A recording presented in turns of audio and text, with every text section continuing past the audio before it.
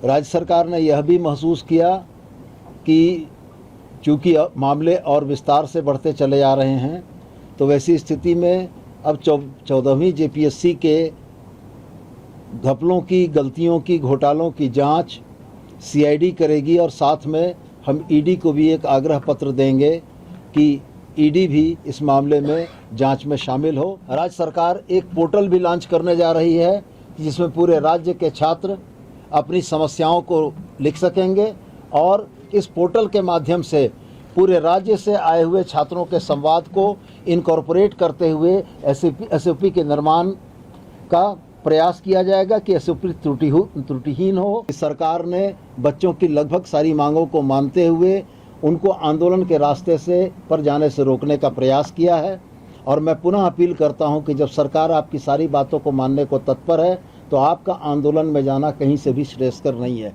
सभी पत्रकार साथियों को जोहार। लगातार 3 दिनों की मैराथन वार्ता के बाद बहुत सारे बिंदु ऐसे थे जिन बिंदुओं पर सरकार ने बड़ी उदारता दिखाते हुए कल के प्रस्तावित आंदोलन को, बच्चों को उस आंदोलन से को न करने का प्रयास किया।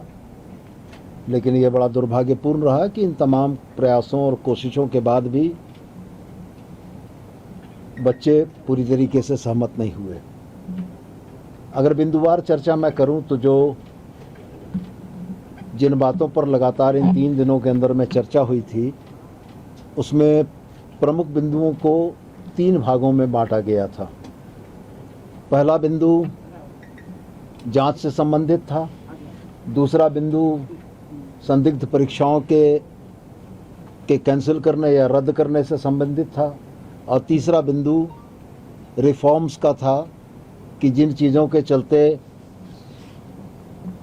एसओपी के वजह से या जिन त्रुटियों के चलते यह परिस्थितियां उत्पन्न हुई थीं उन परिस्थितियों को किस तरीके से करके समाधान किया जा सके।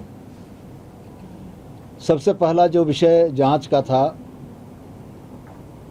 14वीं जेपीएससी में गड़बड़ियों के संकेत मिलने के साथ ही राज्य सरकार ने माननीय मुख्यमंत्री के निर्देश पर बहुत त्वरित कार्रवाइयाँ की, छापे पड़े, डिजिटल और दस्तावेजी सबूतों को जब्त किया गया, संदिग्ध लोगों को पूछताछ के उपरांत हिरासत लेकर न्यायिक हिरासत में भेजा गया। अलावे जेपीएससी के अध्यक्ष और तमाम सदस्यों का इस्तीफा भी हुआ।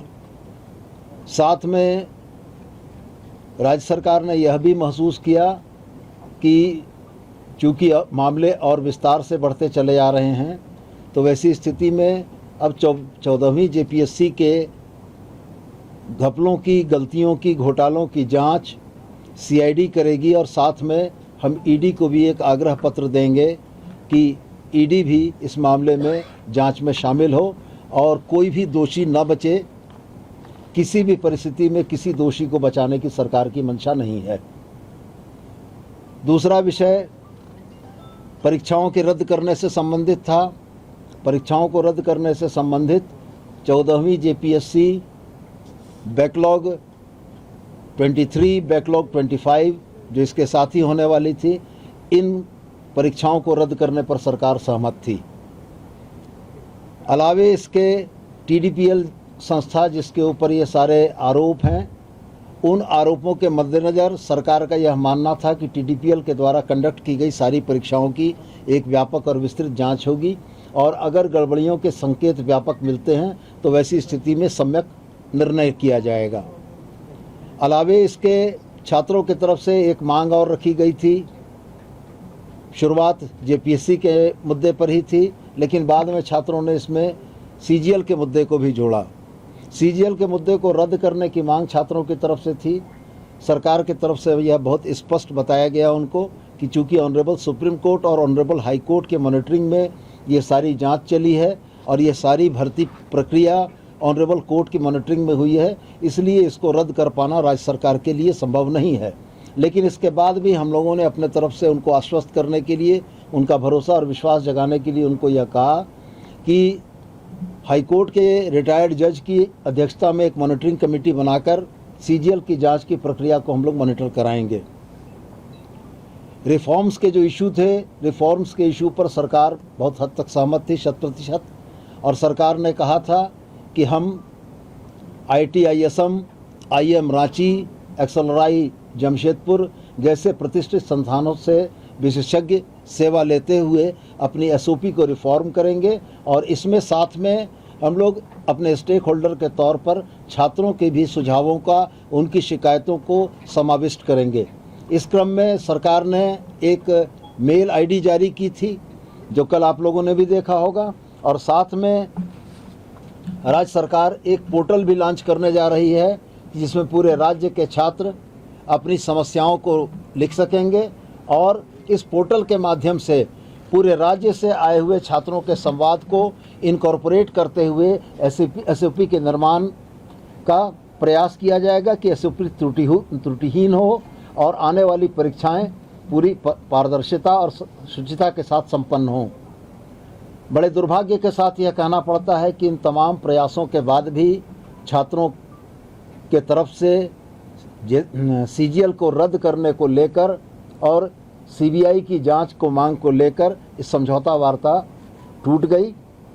मैं आपके माध्यम से तमाम छात्रों से यह विनम्रतापूर्वक अपील करना चाहता हूं कि आपकी अधिसंख्य मांगों को सरकार ने मांगा। जो मामले न्यायिक प्रक्रिया के अंतर्गत जिनका प्रकाशन हुआ था परीक्षाफल का, उसको रद्द करना सरकार के क्षेत्राधिकार से बाहर था। यदि इस संबंध में ऑनरेबल कोर्ट का कोई डायरेक्टिव आएगा तो वो सरकार निश्चित रूप से उसको मानेगी। तो मेरा आपके माध्यम से तमाम छात्रों से, तमाम छात्र के अभिभावकों से, चूँकि वो हमारे बच्चे ही हैं और बच्चे हैं तो हम ये उम्मीद करते हैं कि वो बच्चे और उनके अभिभावक इस बात को बड़ी गंभीरता से लेंगे कि सरकार ने बच्चों की लगभग सारी मांगों को मानते हुए उनको आंदोलन के रास्ते से पर जाने से रोकने का प्रयास किया है। और मैं पुनः अपील करता हूं कि जब सरकार आपकी सारी बातों को मानने को तत्पर है तो आपका आंदोलन में जाना कहीं से भी श्रेयस्कर नहीं है। अभी भी समय है। मैं आपके माध्यम से अपील करता हूं कि छात्र हठधर्मिता छोड़ें, इस बात की जिद को छोड़ें कि आंदोलन के जरिए ही हासिल होगा। मेरा यह स्पष्ट मानना है कि लोकतंत्र में संवाद के रास्ते ही समाधान निकलता है। आंदोलन उस परिस्थिति में होता है जब आपकी बातें सुनी न जा रही हों। जब सरकार आपकी बातें सुन रही है, सरकार के नुमाइंदे आपसे लगातार बातों को कर रहे हैं, तो फिर वैसी स्थिति में आंदोलन की बहुत आवश्यकता नहीं पड़ती है। तो मैं पुनः एक बार आपके माध्यम से छात्रों से अपील करते हुए यह जरूर कहना चाहूँगा कि कल के आंदोलन को स्थगित करते हुए वो वार्ता और समाधान के रास्ते पर वापस लौटें। सरकार उनकी लगभग सारी मांगों को मानने को तैयार है और उनकी जायज़ मांगों के साथ सरकार खड़ी है। हम भी यह मानते हैं कि 14वीं JPSC में TDPL के द्वारा जो गलतियां की गई हैं, उन गलतियों का खामियाजा दोषियों को भुगतना होगा। हेमंत सोरेन की सरकार कठोरतम कार्रवाइयों से पीछे नहीं रहेगी और आने वाले दिनों में ये राज्य नज़ीर प्रस्तुत करेगा कि हमने अपनी परीक्षा व्यवस्था, परीक्षा की प्रणाली को किस तरीके से सुदृढ़ किया है कि ऐसे सवाल न उठ सकें। बहुत बहुत धन्यवाद।